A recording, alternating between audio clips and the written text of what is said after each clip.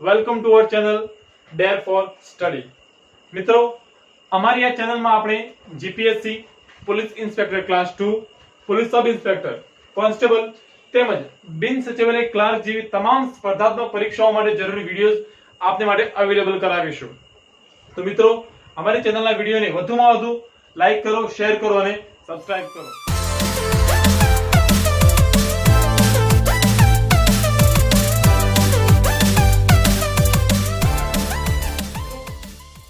આજે આપણે સબ્જેક્ટ લઈ રહ્યા છીએ જીઓગ્રાફી એટલે કે ભૂગોળ, અને એમાં આપણો પહેલો ટોપિક છે સૌરમંડળ।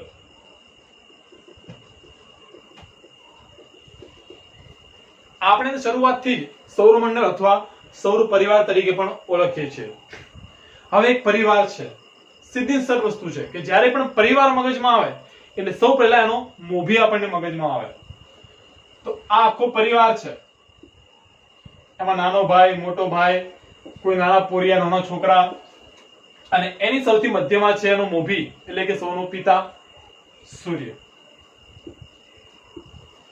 એ સિવાય આપણને 8 ગ્રહ, અલગ અલગ ગ્રહના અલગ અલગ ઉપગ્રહો, પાછા અમુક મુખ્ય ગ્રહોની વચ્ચે જોવા મળતા લઘુ ગ્રહો, ઉલ્કાપિંડો, વળી ક્યારેક ક્યારેક દૂર સુદૂર દેશમાંથી, એટલે કે અહીંયા આપણે દેશની વાત નથી કરતા, પણ અન્ય ગેલેક્સીમાંથી આપણી ગેલેક્સીમાં વહી આવતા ધૂમકેતુ। આ દરેક વસ્તુ આપણો સૌર પરિવારનો હિસ્સો છે, આપણા સૌર પરિવારના સભ્યો છે। તો આજે આપણે આ ટોપિકની અંદર એક સભ્યને વ્યવસ્થિત તપાસી લઈશું, એના વિશે પૂરી માહિતી લઈ લઈશું। તો આપણે શરૂઆત કરીએ છીએ આપણા પરિવારના મોભી એવા સૂર્યથી।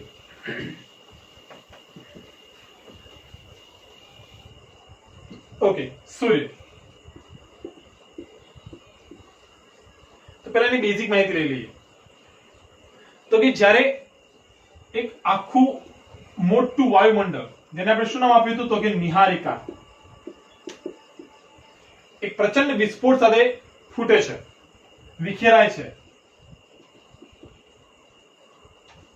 અને એ વિસ્ફોટને નામ આપ્યું હતું બિગ બેંગ થિયરી। આ થિયરી આપણે પાછળથી ભણીશું વ્યવસ્થિત, અત્યારે માત્ર આપણે ઉપરથી હિન્ટ લઈએ છીએ।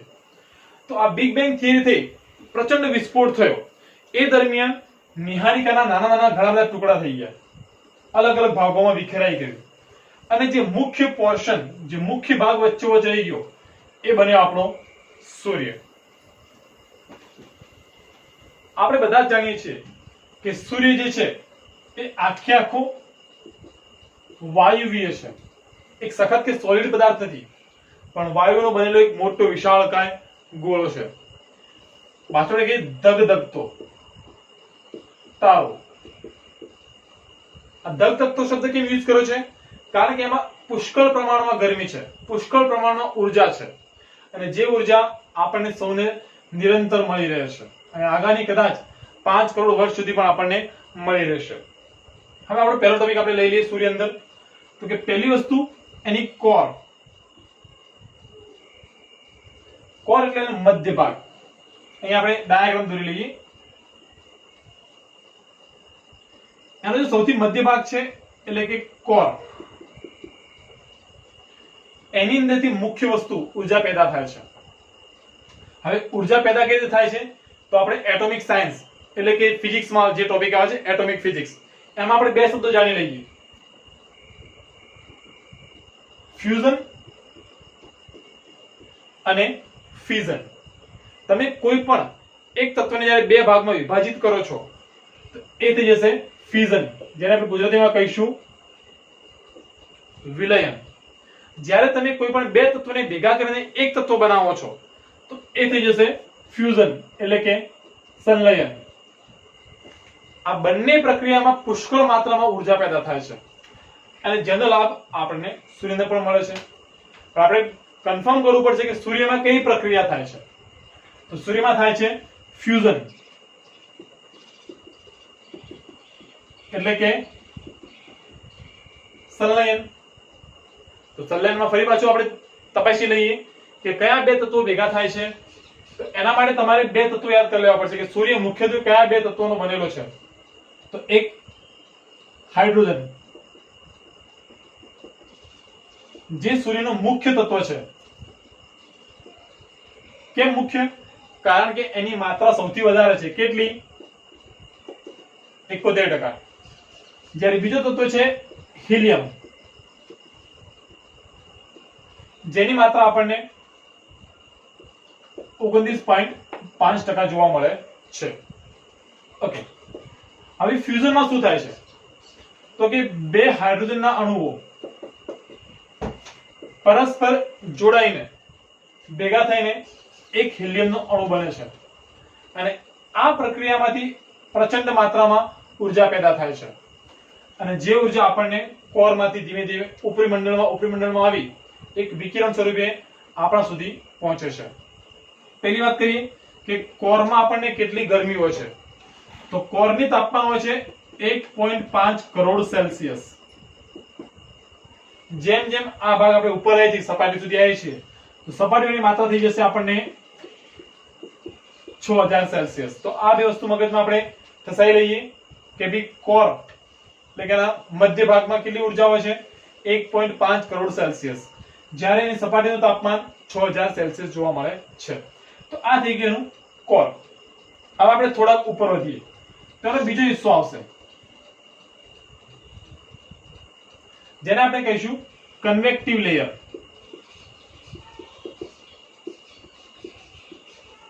કન્વેક્ટિવ લેયર અથવા તો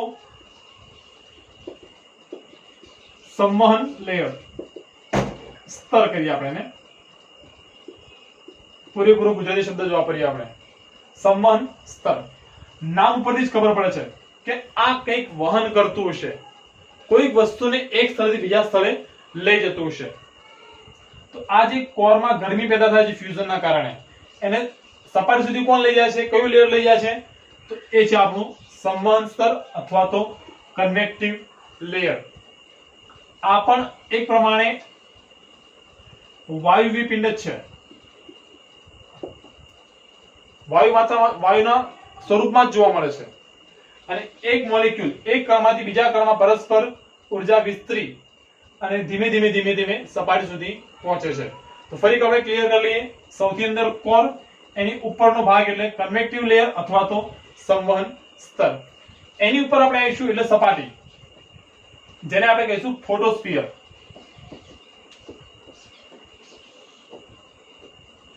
ફોટોસ્ફિયરને ગુજરાતીમાં કહીશું આપણે પ્રકાશ મંડળ. બે શબ્દો ભેગા નથી, ધ્યાન આપજો ફરી એકવાર. ફોટોસ્ફિયર અથવા તો પ્રકાશ મંડળ. આ સૂર્યની સપાટી. બીજી વસ્તુ, સૂર્યનો દ્રશ્યમાન ભાગ. આપણે સૂર્યનો કયો ભાગ જોઈ શકીએ છીએ? તો કે ફોટોસ્ફિયર અથવા તો પ્રકાશ મંડળ, સૂર્યની સપાટી. એનું તાપમાન કેટલું હતું? 6000 સેલ્સિયસ. ઓકે, હવે હજી આપણે થોડા આગળ વધીએ તો બીજી સપાટી આપણે જોવા મળશે, જેને આપણે કહીશું ક્રોમોસ્ફિયર.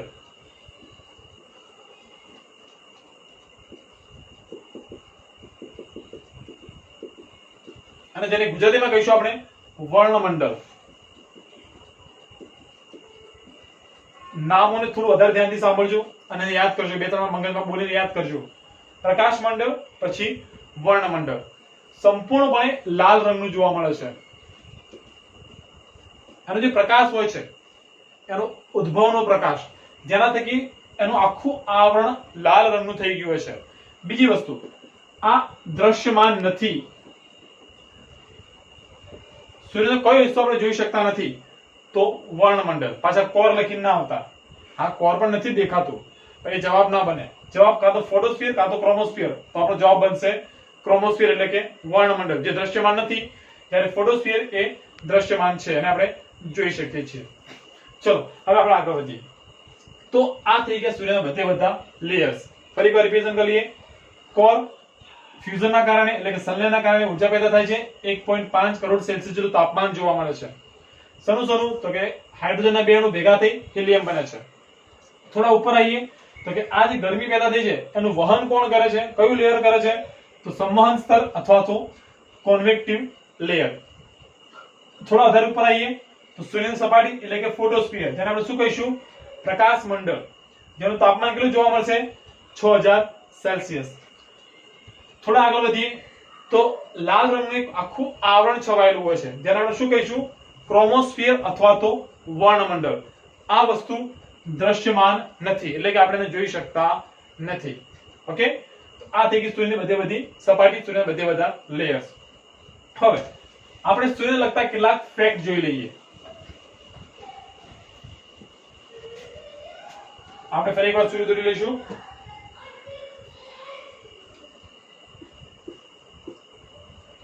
સૂર્ય. ઓકે, હવે આમાં પહેલીની ગતિઓ આપણે સંપૂર્ણપણે મગજમાં યાદ રાખવાનું છે કે બ્રહ્માંડની જેટલી પણ વસ્તુઓ છે એ બધી વસ્તુ ગતિમાન છે. દરેકે દરેક વસ્તુનો વિસ્તાર થઈ રહ્યો છે, એ વિસ્તરી રહ્યું છે. તો એની આપણે બે ગતિ મગજમાં યાદ રાખી લઈએ. કઈ? પરિક્રમણ અને પરિભ્રમણ. પરિક્રમણ અને પરિભ્રમણ. પરિક્રમણ યાદ રાખવા તમારે ભગવાન શંકરને યાદ કરી લેવાના કે ભાઈ ગણેશજીએ કાર્તિક મહારાજને શરતમાં હરાવવા માટે શું કર્યું હતું? તો એમના માતા પિતાની પરિક્રમા કરી હતી. કોઈ પણ એક વસ્તુને સેન્ટરમાં રાખી એની આસપાસ ગોળ ગોળ ભમવું એને કહેવાય પરિક્રમણ, પરિક્રમણ ગતિ. જ્યારે પરિભ્રમણ, તો પરિભ્રમણમાં આપણે શું યાદ રાખશું? ભમરડો. તો ભમરડો શું કરે છે? પોતાની એક ધરી ઉપર, પોતાના એક અક્ષ ઉપર રહીને ગોળ ગોળ ભમે છે. તો અહીંયા આપણે બીજા બે નવા શબ્દો મળી ગયા. કયા? એક ધરી ભ્રમણ અને બીજું છે અક્ષીય ભ્રમણ. પણ એના મીનિંગ એક જ થાય છે, બસ માત્ર નામ અલગ અલગ છે. ફરી એકવાર જોઈ લઈએ. પરિક્રમણ, વસ્તુને સેન્ટરમાં રાખી એની આસપાસ પરિક્રમા કરવી. પરિભ્રમણ, ધરી ભ્રમણ, અક્ષીય ભ્રમણ, પોતાની ખુદની ધરી પર, પોતાના ખુદની એક્સિસ ઉપર રહીને ગોળ ગોળ ભમવું. હવે આની ઝડપ યાદ કરી લઈએ આપણે, અને કેટલો સમય લાગે છે એ પણ યાદ કરી લઈએ. તો પહેલું પરિક્રમણ.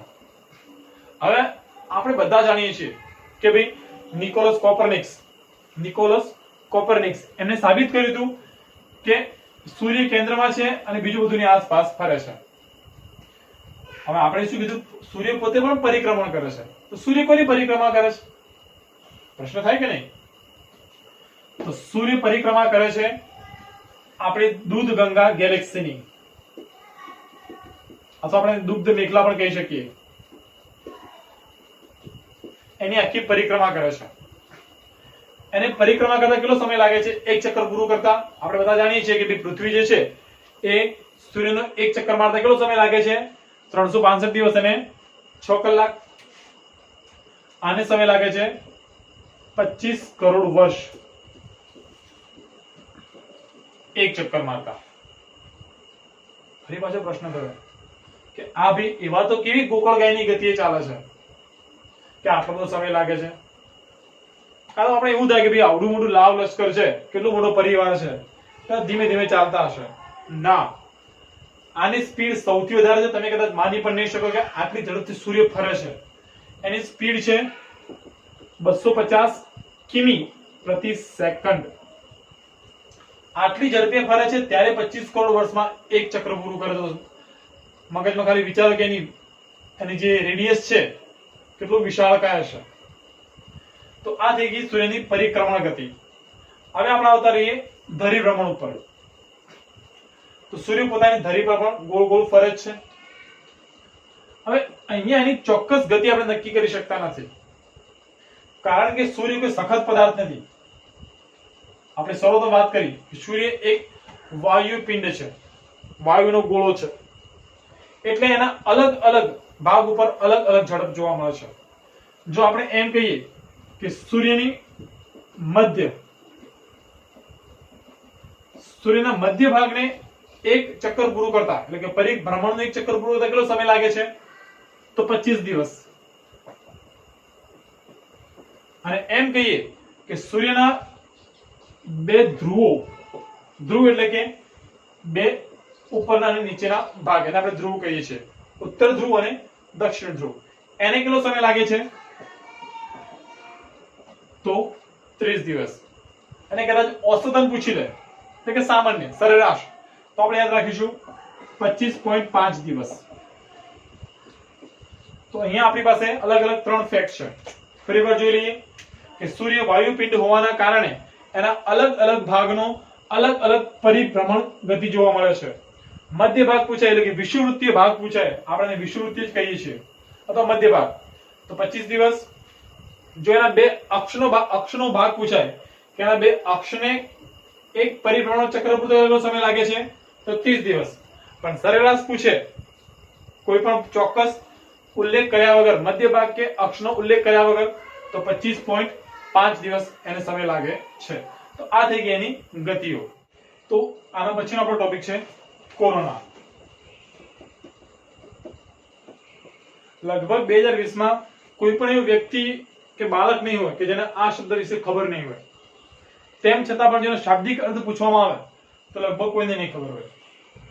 કોરોનાનો શાબ્દિક અર્થ છે મુકુટ. અને કોરોના અહીંયા આપણે કોઈ વસ્તુ, વ્યક્તિ કે સ્થળ તરીકે નહીં, પરંતુ એક પરિસ્થિતિ અથવા તો એક પ્રક્રિયા તરીકે આપણે જોઈશું, એક ખગોળીય પ્રક્રિયા તરીકે આપણે એનો અભ્યાસ કરીશું. તો કોરોના છે શું અને મુકુટ કેમ કહેવામાં આવે છે? તો જ્યારે પણ સૂર્યગ્રહણ થાય છે ત્યારે ચંદ્ર સૂર્યને સંપૂર્ણપણે ઢાંકી શકતો નથી, કારણ કે સૂર્ય તો પૃથ્વી કરતા પણ 13 લાખ ગણો મોટો છે. તો ચંદ્ર કઈ રીતે બિચારો પૂરેપૂરો ઢાંકી શકે? તો એનો અમુક ભાગ પ્રકાશિત થઈ ઉઠે છે, એક રિંગ જેવો, એક મુકુટ જેવો પ્રકાશમાન થઈ ઉઠે છે, અને આ ભાગને આપણે કહીશું કોરોના. એનો આકાર એક રિંગ જેવો લાગે છે, એક મુકુટ જેવો લાગે છે, એટલે નામ એનું કોરોના આપેલું છે. એ સિવાય એને અન્ય નામથી પણ ઓળખવામાં આવે છે, જેમ કે આભામંડળ,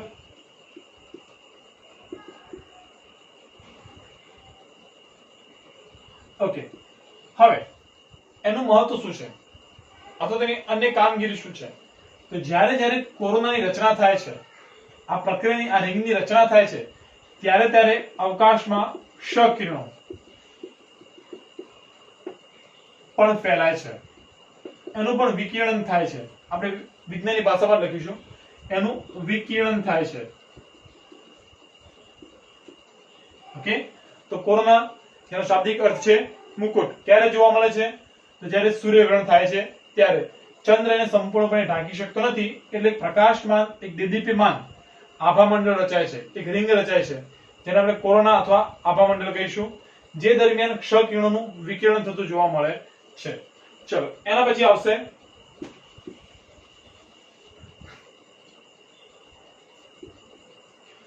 સૌર કલંકો. લ્યો બોલો. સૂર્ય જેટલા પ્રકાશમાન વસ્તુ કે જેના એક પણ ડાઘ ના જોવા મળે, એના પર પણ આપણને કલંકોની વાત લઈ દીધી. તો સૌર કલંકો શું છે? તો સૌર કલંકો બીજું કશું જ નથી, પણ સૂર્ય પર રચાતી ઊંડી ઊંડી ખીણો છે, ખાઈઓ છે, ટ્રેન્ચ છે, જેની અંદરથી અંદરની પેટાળમાં રહેલી ઉર્જા, ઉષ્મા બહાર ફેંકાય છે. થોડાક ડીપમાં ઉતરીએ આપણે, તો અહીંયા આપણને બે ભાગ મળશે. જે સૌરના ખાડા, જે ખીણો ઠંડી છે,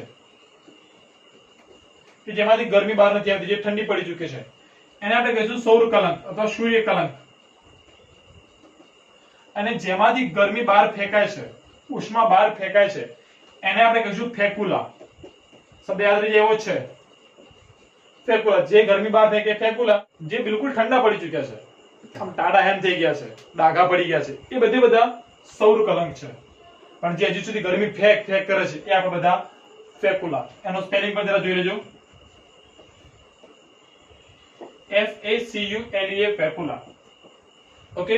તો સૌર કલંકો બે ભાગ, જે ઠંડી ખાઈઓ છે એ સૂર્ય કલંક છે, અને જે હજી ગરમી ઉષ્મા ફેંકે છે એ આપણી ફેકુલા છે. હવે આના પાછળ આવર્તકાળ જોવાનો છે. આ શબ્દ આપણે અત્યાર સુધી માત્ર ને માત્ર ધૂમકેતુ માટે જ જોયો છે કે ધૂમકેતુનો આવર્તકાળ એ કેટલા સમય પાછો આવે છે, પણ એ વસ્તુ અહીંયા પણ લાગુ પડે છે. તો જનરલી આપણે જોઈએ તો અહીંયા આપણે વાત કરી હતી કે ભાઈ સૂર્ય પોતાની ધરી ઉપર ગોળ ગોળ ફમે છે, તો અહીંયા ખાડો હશે તો એમ ગોળ ફરી પાછો આવતો જશે. તો એને એક ચક્ર પૂરું કરતા કુલ 22 વર્ષ લાગે છે. એક ચક્ર પૂરું કરતા કુલ 22 વર્ષ લાગે છે. એટલે કે એનો આવર્તકાળ કેટલો થશે? 11.5 વર્ષ. ફરી એકવાર મગજને ઠસાવજો, વ્યવસ્થિત યાદ રાખજો કે સૌર કલંકોનો આવર્તકાળ કેટલો છે? 11.5 વર્ષ. પણ એમ પૂછે કે સૌર કલંકને એક ચક્ર પૂરું કરતા કેટલો સમય લાગે છે? તો 22 વર્ષ. ઓકે.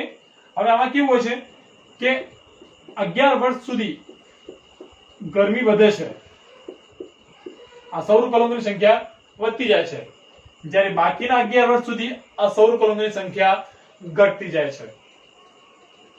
હવે જ્યારે સૌર કલંક આપણી પૃથ્વીની સામે આવે છે એટલે એનું તાપમાન કમસે કમ 1500 સેલ્સિયસ જેટલું સૂર્યનું વધી જતું હોય છે. એમ દરેક ખીણમાંથી એનું તાપમાન 1500 સેલ્સિયસ જેટલું વધારે ફેંકાતું હોય છે. અને એની અસર શું થાય છે? મુખ્ય અસર છે જેટલા પણ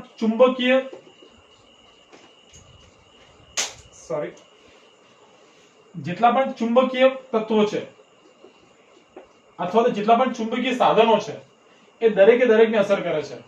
જેવા કે રેડિયો, નાવિકો માટે વપરાતા નેવિગેટર, ચુંબકીય સોય પણ, આ દરેકે દરેક સાધનનો જે આપણા સાધનો છે એનું સેટિંગ બગડી જતું હોય છે, એનું કાર્ય વિખેરાઈ જતું હોય છે. શેના કારણે? તો એ છે આપણા આ સૌર કલંક છે એના આવર્તકાળ દરમિયાન. તો ફરી એકવાર સૌર કલંકનું રિવિઝન કરી લઈએ. તો સૌર કલંકો એના બે ભાગ પાડી દીધા, ઠંડી ખીણો અને ગરમ ખીણો. તો ઠંડી ખીણો શું કહીશું? સૂર્ય કલંકો. જ્યારે ગરમ ખીણો આપણે કહીશું ફેક્યુલા. સ્પેલિંગ જોઈ લેજો ફરી એકવાર, FECULER. ઓકે. એનો આવર્તકાળ કેટલો છે? તો 11.5 વર્ષ. પણ જો એમ કે આખું ચક્ર કેટલા સમયમાં પૂર્ણ કરે છે તો સીધા 22 વર્ષ આપણે થઈ જશે. 11 વર્ષ વધે છે, 11 વર્ષ પાછા ઘટે છે. શું અસર કરે છે? તો જે સમયે સૂર્યકલંકની સંખ્યા વધારે હોય છે એ સમયે સૂર્યનું તાપમાન 1500 સેલ્સિયસ જેટલું વધી જાય છે. અને એના કારણે જેટલા પણ ચુંબકીય તત્વો અથવા ચુંબકીય તત્વોથી ચાલતા સાધનો છે એ દરેકે દરેકને ઇફેક્ટ થતી હોય છે. રેડિયો, નેવિગેટર છે, ચુંબકીય સોય છે, દરેકે દરેક એનાથી અફેક્ટેડ થતું જોવા મળે છે. તો આ થઈ ગયું આપણું સૌર કલંકો. હવે છેલ્લો આપણો ટોપિક છે સૂર્યની અંદર સૌર પવનો, જેને આપણે ઓરોરા પણ કહીએ છીએ. એક પ્રકારના ચુંબકીય પવનો આપણે એને કહી શકીએ છીએ, અથવા આપણે અયન પવનો પણ કહી શકીએ. આયનીકરણ કેવું હોય છે કે દરેકે દરેક ભાગની અંદર પ્લસ માઇનસ 2 આપણને અયનો જોવા મળે છે. સૂર્યની ગરમી જે વિકિરણ સ્વરૂપે આપણે સુધી આવે છે, વિકિરણ સ્વરૂપે સૂર્યની ગરમી અથવા ઉષ્મા આપણી પૃથ્વી સુધી પહોંચે છે. એ રસ્તામાં ઘણી વખત આયનીકરણની પ્રક્રિયા પેદા કરે છે અને જેના કારણે આપણે અરોરા અથવા સૌર પવનો જોવા મળે છે. એમાં માત્ર તમારે બે જ વસ્તુ યાદ રાખવાની છે. ધ્રુવ પર ઉત્તર ધ્રુવ અને દક્ષિણ ધ્રુવ બે અલગ અલગ નામ છે. ઉત્તર ધ્રુવમાં આવશે આપણે અરોરા બેસિલસ. યાદ રાખવાનું કે ઉપર બેસે છે, અરોરા બેસિલસ તો ઉપર બેસે છે.